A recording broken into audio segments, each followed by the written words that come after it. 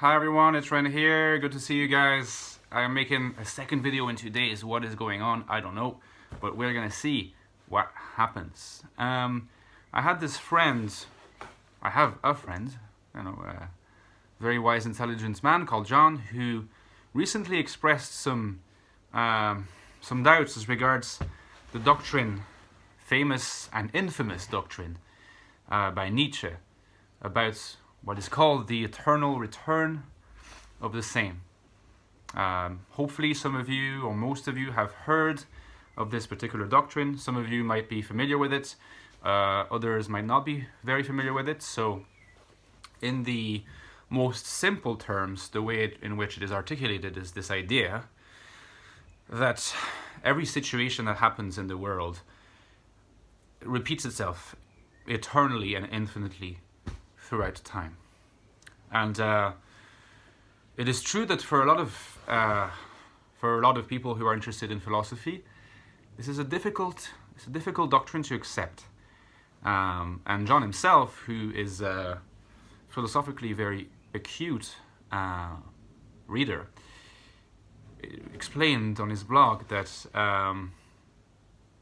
he found it a little bit difficult to accept that, he experienced a strong temptation, let's say, to reject it, whilst at the same time suggesting that very possibly that temptation to disagree might come from a misunderstanding or a lack of enough information as to Nietzsche came from when he formulated it.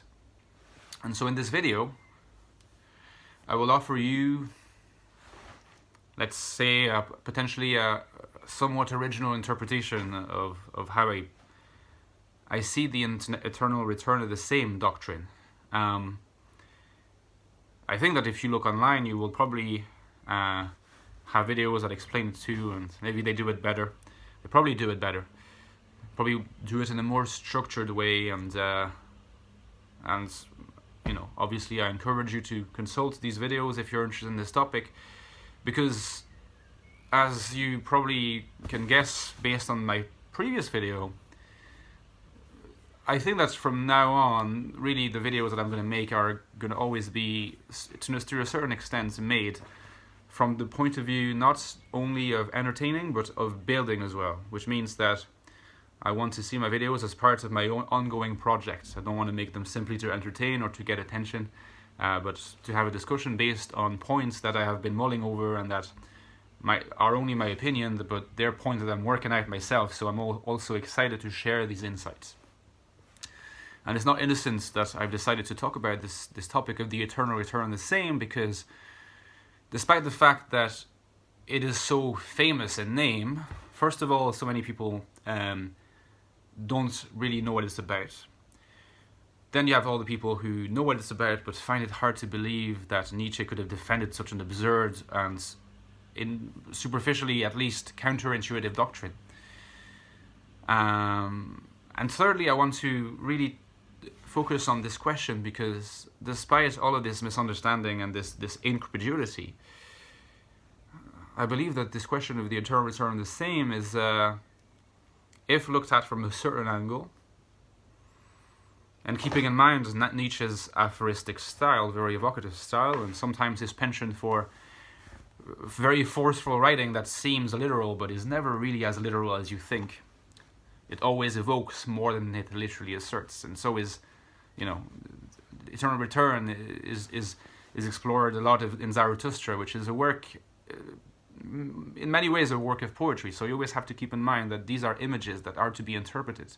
Any philosophy, even philosophy that is not imagistic necessarily, is a matter of interpretation. At least I think, from my perspective, this is what keeps philosophy alive, what separates it from the other disciplines, such as the scientific disciplines. Philosophy is not a science, it's something close to science, not quite the same. That's why it's a different discipline, which is always subject to interpretation. And this is what we're going to do with regard to Nietzsche's doctrine of the eternal return, and trying to understand why perhaps it can actually be appreciated as an interesting insight into the nature of reality, if you want to call it that, among many other insights. As I personally take it, it is part of a wider conglomerate of insights that have the capacity of revolutionizing thought, and there has been attempts at this throughout the 20th century, and hopefully these attempts will continue. And I very much consider that open monism, the framework that I'm working on, belongs to this family of attempts at, in some respects, following in the footsteps of Nietzsche, his legacy, and his coming up with the concept of the eternal return. So, now that I've said this, maybe we can try to take a closer look at this doctrine and how to try to understand it in a way that does not insult our common sense, in a way that we do not instantly want to reject it as completely ridiculous. You know, it's obvious that when we look around us, there's such a thing as history, there's such a thing as time, there's such a thing as contingency. How could there be such a thing as situations endlessly repeating themselves eternally, the very same ones, you know? So I would say I would be an advocate of considering two things here. The first thing I would consider is that it is, in that particular incarnation, it is unacceptable and cannot be entertained. And for precisely this reason, secondly, Nietzsche must have meant something else. And so what did he mean? And so let's now use this video to try to reconstruct, from an open monistic perspective, admittedly, from my perspective also. But I do believe that it is a perspective that, among the other interpretations of eternal return, deserves, you know, existing, deserves being proposed. Let's consider what it is. So I think that it's impossible to understand the doctrine of eternal return if you don't really understand in the first place what Nietzsche was trying to do with his whole philosophy. The reason why Nietzsche is a famous figure these days. Why is he a famous figure in the first place? Of course, he's a fantastic writer. He's full of ideas. He's an intellectual rebel. He can be there, you know, reading him in moments of duress can be sometimes a life-saving experience for some people, including yours truly, including footballers. I read, if you've heard of the soccer player called Hatem Ben Arfa, French footballer. He said that, like, in his most difficult moments in his career, reading Nietzsche saved his life, gave him the strength to you know, get back up and start fighting again. And so Nietzsche is very much this intellectual rebel. He's not there to try to follow in a particular tradition. In many ways, Nietzsche is someone who fundamentally breaks with tradition. There's a pre-Nietzsche and post-Nietzsche moment. You could argue that the sort of forebodings and foreshadowings of this break took place with Kierkegaard, but they came to their full, or at least they came to more fruition in the works of Nietzsche. And so what is this? What is this that Nietzsche was trying to do? I think, and I've said this in videos before, videos dedicated to open monism, that what Nietzsche was trying to do is to move beyond the concept of essence. Essence is really, in many ways, you could consider the enemy of Nietzsche. So essence, meaning limitation, trying to conceptualize, conceive of things, of anything that is in the world, anything that is real, in terms of its limits, in terms of its limitations, in terms of the fundamental attributes that it contains, beyond which it is no longer itself.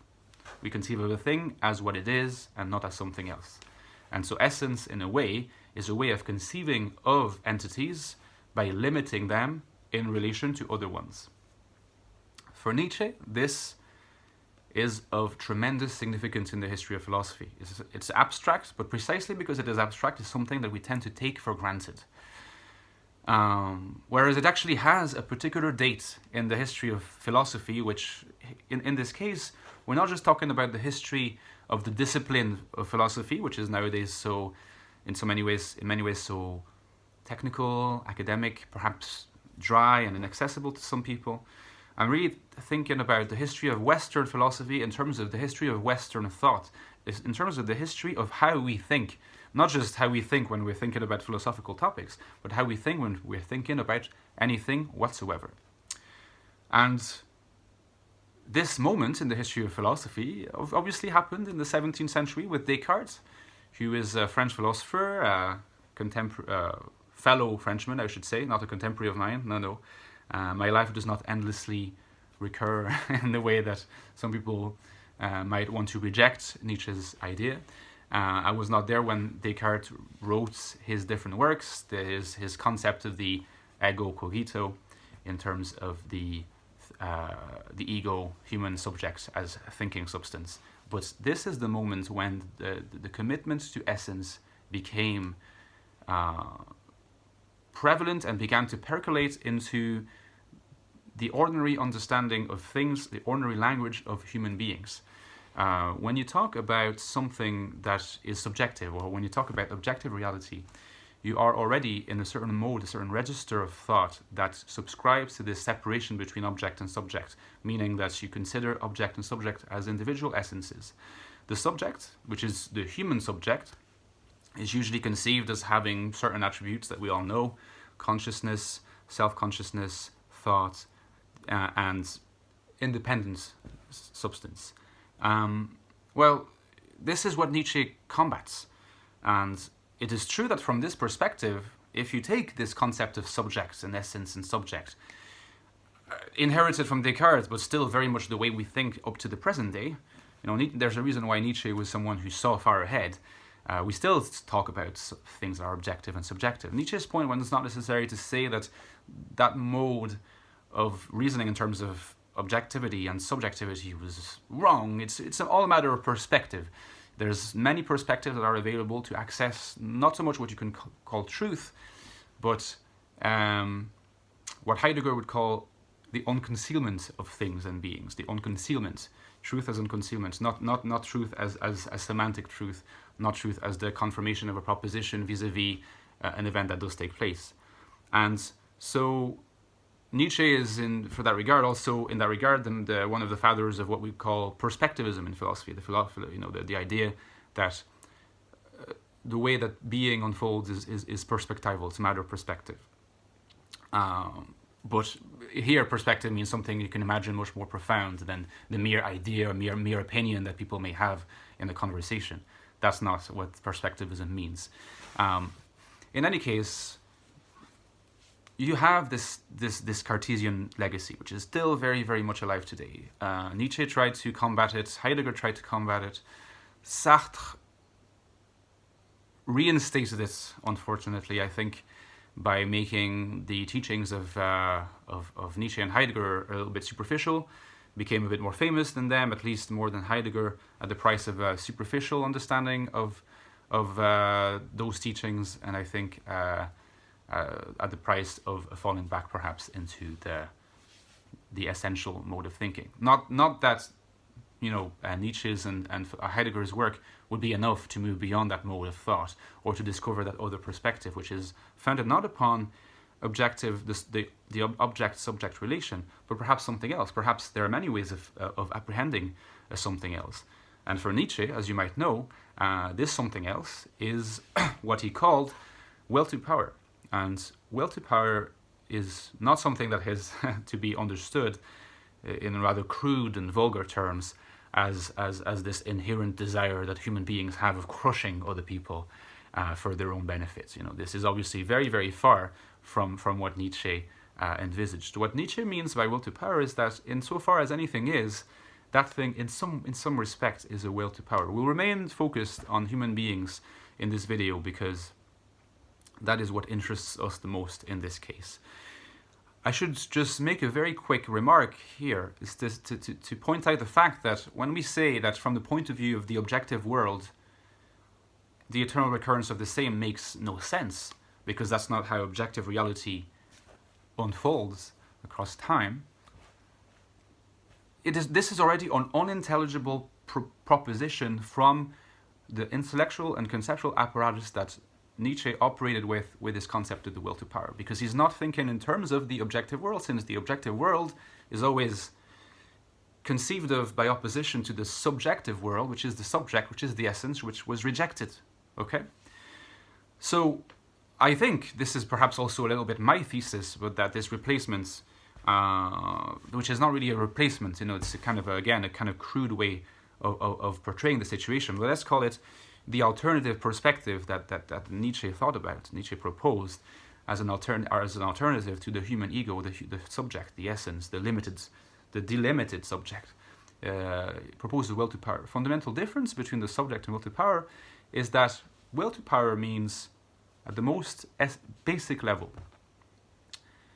that a being, insofar as it is, let's say a human being, because this is what interests us most here, is to be understood in terms of its potential to become something beyond what it is. Okay? So instead of being conceived as what it is, as its essential list of properties here and now, consciousness, blah, blah, blah, blah, blah, it is to be conceived of as, from the perspective of the horizon of its possibilities. And this is what power means. Power means, in the concept of the will to power, the beyondness from which one may, into which one may rise. The horizon of beyondness from a particular point. The potential of a person, the potential of a being. And the will is the movement that allows the expansion into that horizon of beyondness. So instead of conceiving of yourself as this human subject, limited by these different different lists of properties, if you conceive of yourself as a will to power, you conceive of yourself as a being that is constantly projected into a field of possibilities from which you have to choose, okay? And so, along the path of your life, you're always making constant choices that are pre-conscious a lot of the time, that eventually define the kind of human being that you are. So you can see that it's a very profound way of conceiving of human beings, much more profound than the subject-oriented way of thinking. You're not just this subject that, like, as it were, floats about in the real world and experiences situations that supposedly constantly repeat themselves, which makes no sense. If you're a will to power in the way that Nietzsche attempted to define it, although he didn't manage to complete his account, The Will to Power is a book he never managed to complete, or at least maybe you could say he died before that. I have my own idea of why he couldn't finish it, but maybe I'll keep that for a section of my notebook on open monism. But if you conceive of human being as a being that is born in a certain place, has a certain ground, and is constantly projected toward the horizon of its possibilities, you start conceiving of human being as something completely different than an isolated and somewhat static essence. This is also the source of the rather beautiful Heideggerian aphorism that says, I might be misquoting here, and forgive me for that, but he says, every man is born as many men and dies as a single one. It's a beautiful aphorism, very misunderstood, but what it means is, when you're born, you have this horizon of possibility. And so you're born as many men in the sense that the number of paths that you can potentially embark upon and follow is the path of many men.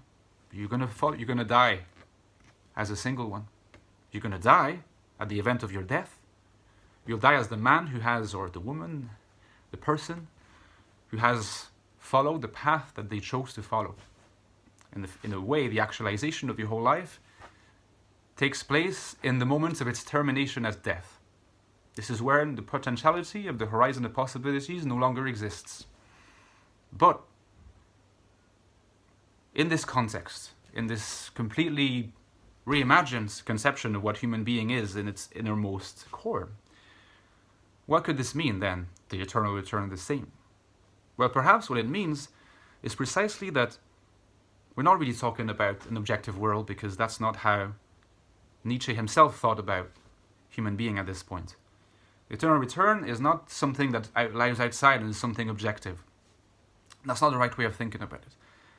It speaks about the innermost experience of what it means for a human being to be a human being in the world. And so, how do we experience this eternal return of the same? Well, we experience this eternal return of the same in the sense that every time, across our path, across the path that we choose along the horizon of our possibilities, as a will to power. We embark upon a certain path, and then we meet a crossing of path, another crossing, because this is what we have to choose to continue informing the kind of being that we are, with our choices. So, it is an eternal return of this similar situation in which we have to choose the being that we are. Become who you are. The path of becoming is the path of the eternal return of the same moments of decision of who we want to be. See you guys. I hope you enjoyed this. Ciao.